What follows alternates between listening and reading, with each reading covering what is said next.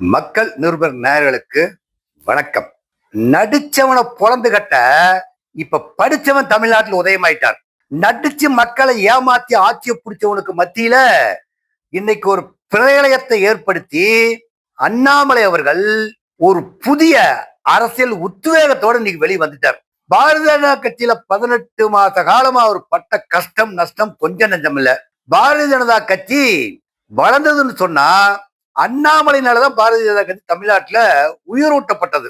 ஆனால் இந்த உயிரூட்டப்பட்ட கட்சிக்கு இந்த போக்கத்தவன் பாரதிய ஜனதா கட்சிக்காரனுங்க அண்ணாமலை அவரை எடப்பாடி பழனிசாமி பேச்ச கேட்டு அவரை கட்சி விட்டு அனுப்பிச்சு விட்டுட்டு நயனா நாகேந்திரனை போட்டு நடந்தக்கூடிய சட்டமன்ற 2020 சட்டமன்ற தேர்தலில் பாஜகவும் நாசமா போச்சு, எடப்பாடி பழனிசாமி போனதுதான்.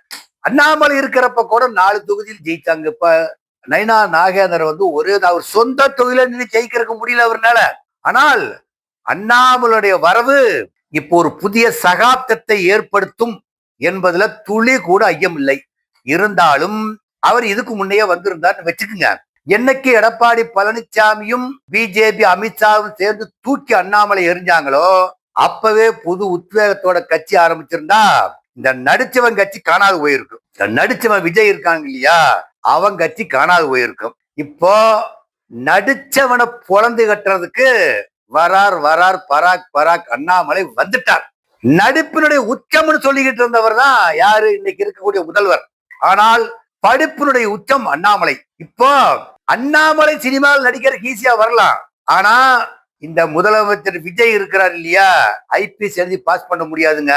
ஐபிஎஸ்ங்கிற பேரு கிட்ட போற கூட யோகியது இல்லாதால்தான் இன்னைக்கு இருக்கக்கூடிய தமிழக முதலமைச்சர். ஆனால் காமராஜர் சொன்னார் ஒரு தடவை, படிச்சவன் படிக்காதவன் இருக்கக்கூடியவன் நாம படிக்காதவன் ஒரு அரசியலுக்கு தான் லாய்க்கு, படிச்சு நான் கலெக்டர் ஆக முடியாது அப்படிங்கிற தத்துவத்தை எல்லாம் காமராஜர் எடுத்து இதுக்கு முன்னே சொல்லி இருந்தார். ஆனால் அதை நிரூபிக்கின்ற வகையில இன்னைக்கு அண்ணாமலை அவர்கள் அரசியல் களத்துல www.wetheleaders.org என்ற வெப்சைட்டை துவக்கி தமிழ்நாடு முழுவதும் இல்ல உலகம் முழுவதும் இன்னைக்கு ஒரு பிரளயத்தை ஏற்படுத்திட்டார். இத இளைஞர்கள் எல்லாம் எதிர்பார்த்து கொண்டிருந்தார்கள். நேற்று 4/6/2026 அன்னைக்கு அண்ணாமலையினுடைய பிறந்த நாள். அந்த பிறந்த நாளப்பே கட்சி ஆரம்பிப்பாங்க, கட்சியினுடைய பெயரை சொல்வார்கள் என்று தமிழ்நாட்டில் இருக்கிறவர்களும் இதர பிற மாநிலத்தில் இருக்கிறவங்களும் எல்லாம் எதிர்பார்த்து கொண்டிருந்தார்கள். ஆனால் ஏதோ ஒரு சூழ்நிலையின் காரணமாக இன்னைக்கு டெட்லைன் வச்சார். 12ஆம் தேதி அன்னைக்கு 12 மணிக்கு டெட்லைன்யா அப்படின்னாரு. 12 மணிக்கு டெட்லைன் வச்சோன்னையும் இப்போ யாராரு நடுங்கி போயிருப்பாங்கன்னு பாருங்க. குறிப்பா அந்த நடிச்சவன் கட்சி ஆரம்பிச்ச தமிழக வெற்றி கழகம் நடுங்கி போய்விடும். நிட்டத்தட்ட இப்பவே புளியை கரைச்சிக்கிட்டு உட்கார்ந்துருக்கோம். யாருக்கு புளியை கரைக்கும்னு சொல்லி சொன்னா இந்த ஆதவ் அர்ஜுன் அவருக்கு நிச்சயமா புளியை கரைக்கும். 2வது நிர்மல் குமார், அப்புறம் IRS இருக்கக்கூடிய அருண்ராஜ், ஒரு முக்கியமாக இருக்கக்கூடிய புஷி ஆனந்த், இவங்களுக்கெல்லாம் நிச்சயமா புளிய கரைச்சிருக்கும். ஏன்னு கேட்டா அண்ணாமலை நோண்டி நொங்கெடுத்து போடுவாங்களே. இப்ப பாருங்க, நீங்க ரீல்ஸ் விட்டு இதுக்கு முன்ன அண்ணாமலையினுடைய ஃபைல்ஸ் 1, 2, 3 தான் திராவிட முன்னேற்ற கழகத்துக்கு பேரிடியா உழுந்தது. ஆனால் அந்த அறுவடை யாரு பண்ணிக்கிட்டாங்கன்னு சொல்லி சொன்னா தமிழக வெற்றி கழகம் விஜய் பயன்படுத்திக்கிச்சு. இப்போ அந்த அண்ணாமலைய டைரக்டா ஃபீல்டுக்குள்ள இறங்குறாரு. இப்போ டைரக்டா ஃபீல்டுக்குள்ள இறங்குறார். விஜய் அவர்களே, நீங்க நடிச்சது துப்பாக்கி, ஆனா அண்ணாமலை பிடிக்கிறதும் துப்பாக்கி தான். நீங்க நடிச்சுதான் துப்பாக்கி பிடிச்சிங்க, அண்ணாமலை பிடிச்சது துப்பாக்கி. இப்போ நீங்க செய்யக்கூடிய அத்தனை அயோக்கியத்தனத்தையும் காலையில் ஒரு அயோக்கியத்தனம் பண்ணீங்கன்னு வச்சுக்கோங்க, மத்தியானம் அது அயோக்கியத்தனத்தை பத்தி வெளியெடுத்து விட்டுருவார் அண்ணாமலை. நீங்க ரீல் தான் ஹீரோ, ஆனா ரியல்ல ஹீரோ அண்ணாமலை. ரீல் போட்ட ஹீரோ ஆனவரு இன்னைக்கு இருக்கக்கூடிய முதலமைச்சர் விஜய் அவர்கள் தான். ஆனா ரியல் ஹீரோ இன்னைக்கு களத்துல எப்படி குதிச்சிட்டாருன்னா ஒரு வெப்சைட்டோட குதிக்கிறார். www.wetheleaders.org வெப்சைட்டோட இன்னைக்கு களத்துல குதிச்சுட்டாரு. வெப்சைட் இன்னைக்கு சாயங்காலம் பாத்தீங்கன்னாக்க குறைஞ்சது ஒரு 25, 30, 50 லட்சம் பேர் இன்னைக்கு வெப்சைட்ல ஓபன் பண்ணி எல்லாம் உறுப்பினர் ஆயிடுவான். உறுப்பினர் ஆயிட்டா. ஆனா அண்ணாமலை என்ன சொல்லிட்டாருன்னா, அடுத்த பொது தேர்தல் என்னுடைய எய்ம்னு சொல்லிட்டார். இப்ப நடக்கக்கூடிய இடைத்தேர்தலுக்கு அவருக்கு எதுவும் சொல்லல.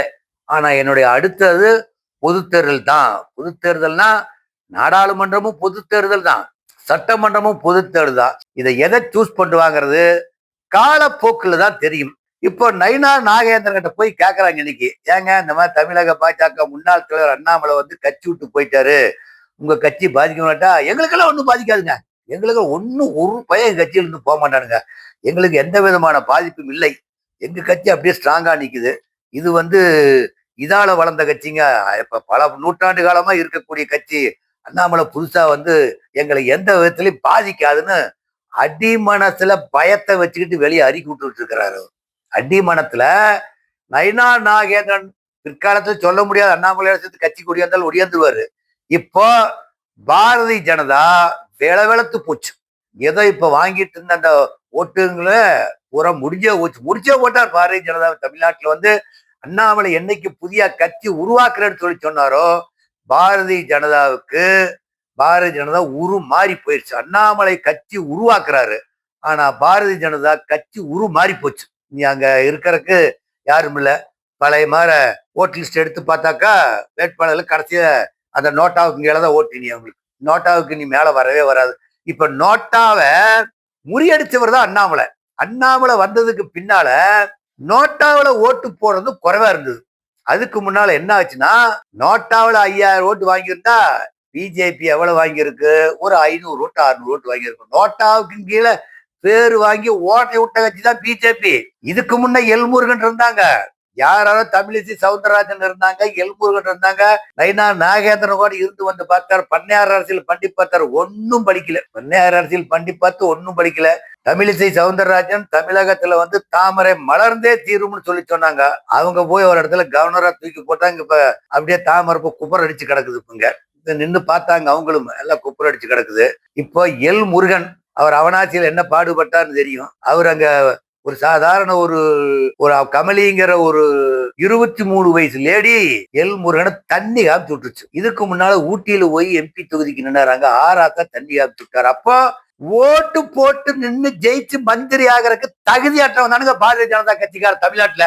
எவனால ஒருத்தர் இன்னைக்கு தமிழ்நாட்டில் இருக்கக்கூடிய மந்திரின்னு சொல்லிட்டு போய் இருக்கிறவன் எல்லாம் வந்து பாரதிய ஜனதாவில தேர்தல் நின்று ஓட்டு போட்டு ஜெயிச்சு போனவங்கிறது எவனும் கிடையாது. எல்லாம் நியமனம். ராஜ்யசபா உறுப்பினர், அது தமிழ்நாட்டுல ராஜ்யசபா உறுப்பினர் ஆக மாட்டான். ஒன்னா கர்நாடகாவில் இருப்பான், அங்க மகாராஷ்டிராவில் இருப்பான், குஜராத்ல வேகன்சியாக அங்க தூக்கி போட்டு வந்தவனுக்கு தான் பாரதிய ஜனதா கட்சிக்கார. இன்னைக்கு தமிழ்நாட்டுல மூல முடுக்கெல்லாம் நேத்தே பிறந்தநாள் விழாவுக்கு ஒரு பக்கம் அன்னதானம் போடுறான், ஒரு பக்கம் தலைவா வா தமிழ்நாட்டுக்கு தலைமை தாங்க வா அப்படின்னு சொல்லி தமிழ்நாடு முழுக்க போஸ்டர் அடிச்சு கொட்டி அன்னதானம் வழங்கி ரத்த தான சிறப்பு முகாம் நடத்தி அண்ணாமலையை கட்சிக்கு வாங்க வாங்கன்னு இளைஞர்களும் எடுத்தா, இளைஞர்களுக்கு மேல இருக்கக்கூடிய 50 வயசுக்கு மேல இருக்கிறவங்களும் பாருங்க வாருங்கன்னு எடுத்து இப்ப அண்ணாமலை ஒரு தகுதியான தலைவர் தமிழ்நாட்டில் உருவாகி விட்டார். இப்போ விஜய் இருக்கிறார் இல்லையா, விஜயனுடைய ஆட்டம், நிர்மல்குமாரனுடைய ஆட்டம், ஆதவ அர்ஜுனனுடைய ஆட்டம்,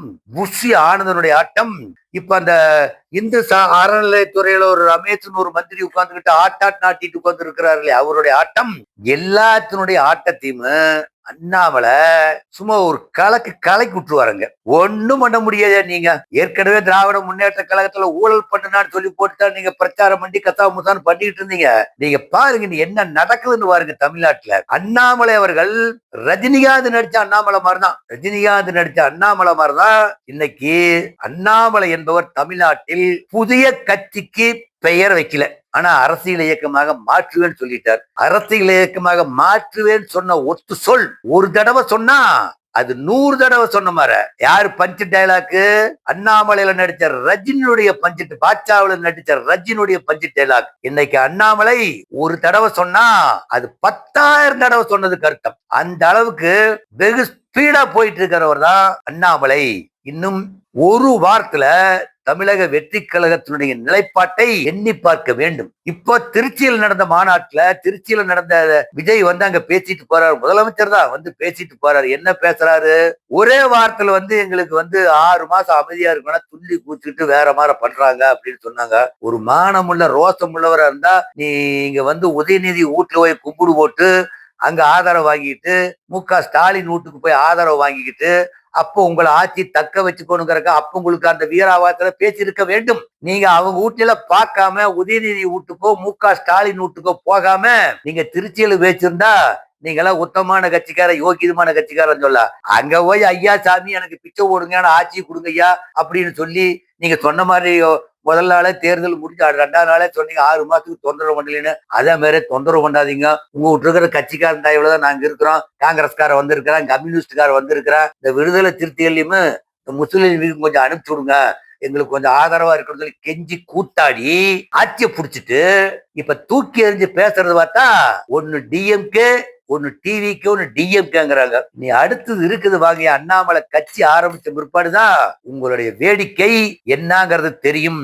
ஆனா உங்களை ஒரு வழியா உண்ணு உள்ளீடு பண்ணாத அண்ணாமலை விட மாட்டார். கடவுள் ஒருத்தர் இருக்கிறாய, இயற்கை நிதையை மீறி எதுவும் செய்ய முடியாது. இப்ப நீங்க 47 கற்பழிப்புல டிவிகாரன் 27 பேர் சம்பந்தப்படுத்திருக்கிறான். 27 பேர் சம்பந்தப்படுத்திருக்கிறப்போ ஊழலை விட்டு போச்சுங்கிறான். நேத்து தமிழ்நாடு முழுக்க பத்திரப்பதிவு பண்ணி பலாயிரம் கோடி ரூபாய் நீங்க புடிச்சிருக்கிறீங்க. நீங்க கிட்டத்தட்ட 1 மாசம் ஆகி போச்சு.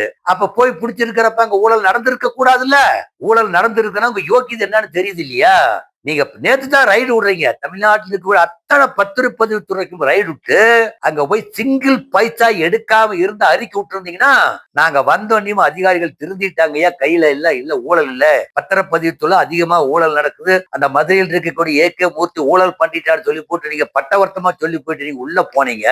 ஓடம்பர் படம் அதே ஊழலா நடந்துகிட்டு இருக்குது. இப்ப பாட்டிலுக்கு 10 ரூபாய்ங்கிறது பாட்டிலுக்கு 20 ரூபாங்கிற ஊழலா போச்சு. நீங்க ஊழலை கட்டுப்படுத்துறேன்னு சொல்லி சொல்றீங்க. தினமும் ஒரு கற்பழிப்பு சமாச்சாரம், ஒரு ஈவிட்டிங் சமாச்சாரம், ஒரு போக்குவரத்து சட்டத்துல போடுற இது ஏற்கனவே இருந்த திராவிட முன்னேற்ற கழகம், அண்ணா திராவிட முன்னேற்ற கழகத்துல கூட பரவாயில்லைங்க, கொஞ்சம் கம்மியா இருந்தது. இப்ப நேத்து ஒரு ஆள் டிவியில வந்து சொல்றாரு அவருடைய மனைவி கள்ள உறவு வச்சிருந்து வீட்டுல கூட்டி கொண்டாந்து வச்சிருக்கணும். இத போலீஸ்லயே கேஸ் எடுக்காது. ஏன்னா தலைவனை வழியோ தொண்டன் அவளிங்கிற போலீஸ் இருக்குது. அண்ணாமலையுடைய வரவு என்ன நடக்குது என்பதை தமிழக வெற்றி கழகம் வெயிட் அண்ட் சீ. நன்றி, வணக்கம்.